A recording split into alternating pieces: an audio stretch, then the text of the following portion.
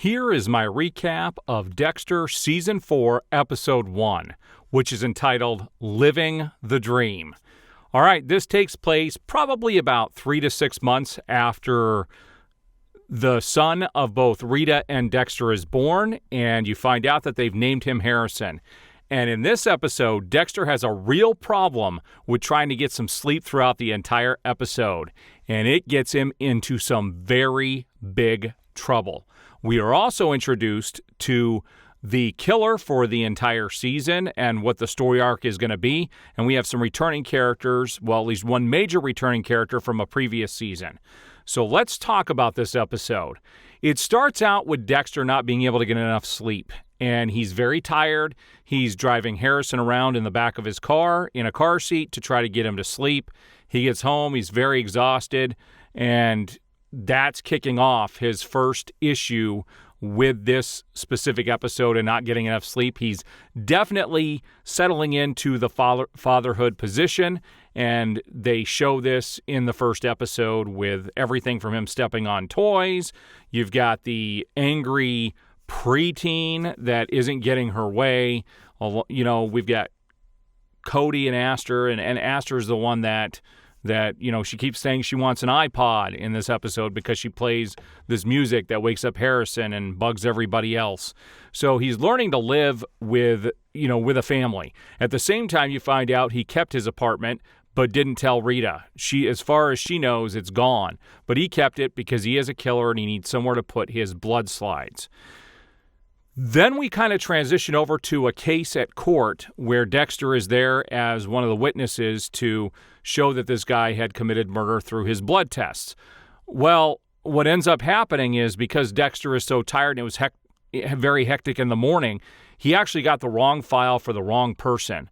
And the guy that was actually on trial that day, because Dexter called him by the wrong name, the wrong evidence, they ended up having to let the guy go. Now, I don't think that would happen in real life. I really think that if someone made a mistake like that in court, they would definitely be reprimanded and, they would get in trouble, but they would be allowed to bring in the right evidence. I don't see that happening in real life. That's the only thing that I find unrealistic. But what that does is that gets this person to go, in which case Quinn comes in because it was Quinn's case.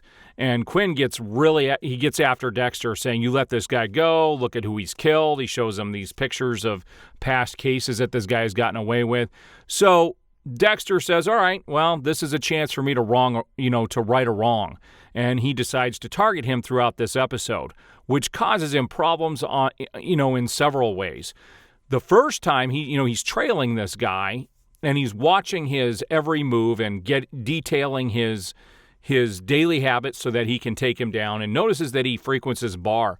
Well, he goes to this bar to keep an eye on the guy, and he falls asleep, and he wakes up to a police officer tapping his flashlight on the window.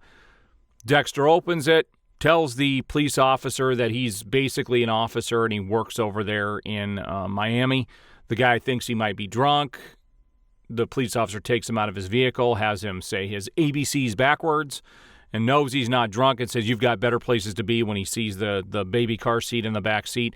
In the meantime, Dexter's killer, the guy that he's going after to target, is leaving, and Dexter can't go after him because of the police officer. So we've seen now twice where his sleep has caused him some major issues.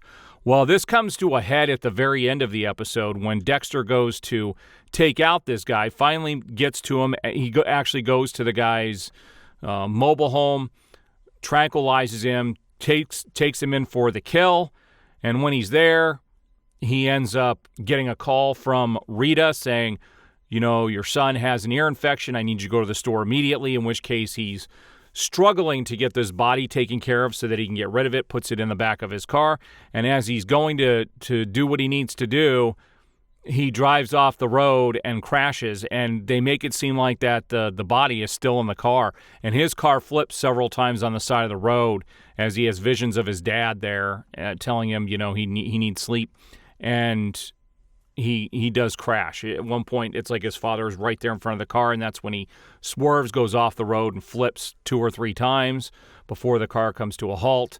And, they lead you to believe that the body that he just took care of is in the vehicle.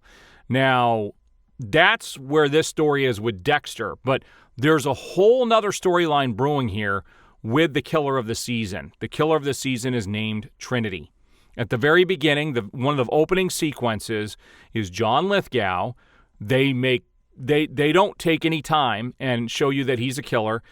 There's a woman in a bathroom in her house, and John Lithgow shows up there naked as she walks in, and he ends up taking her in the bathtub. They're in the bathtub. He's holding her. She's naked. He's choking her out, and at that point, she goes unconscious, and the camera goes down by her leg, and he slices her artery in her leg to make her bleed out. Blood comes flowing over with the bathtub water onto the floor, and you can see that he put a towel down to catch it. So you can tell that he's done this before. And you find out, well, they find the body, and they bring in Dexter and the team to check this out. Now, there's also a reporter who comes in and starts talking to Quinn, and Quinn and her kind of hit it off a little bit. She shows up a couple times in this episode, so we know there's going to be somewhere to go with them and their relationship. But she starts inquiring about the scene, and there isn't a whole lot of information for Quinn to give her, and so she's very curious, and she's going to be following around throughout this season. When Dexter's there, he goes back a couple days later to do some more research and starts pulling up the tile, doing his blood work, finding out that somebody else had been killed there 30 years prior to this event. When he's at the office at the Miami Police Department doing some stuff, guess who shows up from a previous season?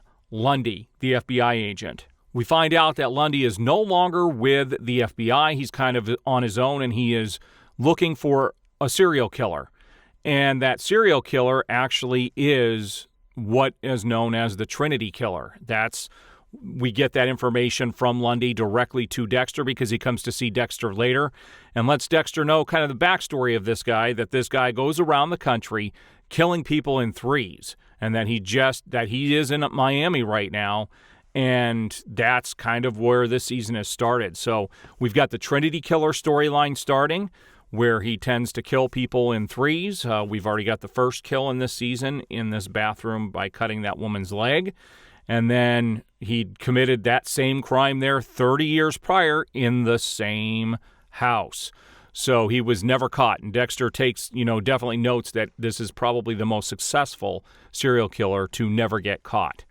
At the same time, we've got a couple of other little storylines. We find out that Batista is no longer with that undercover agent and is now actually sleeping with LaGuerta, which is interesting. They're trying to hide it from the rest of the department. And there's some funny dialogue that goes along with that when Masuka is in an elevator with them at one point.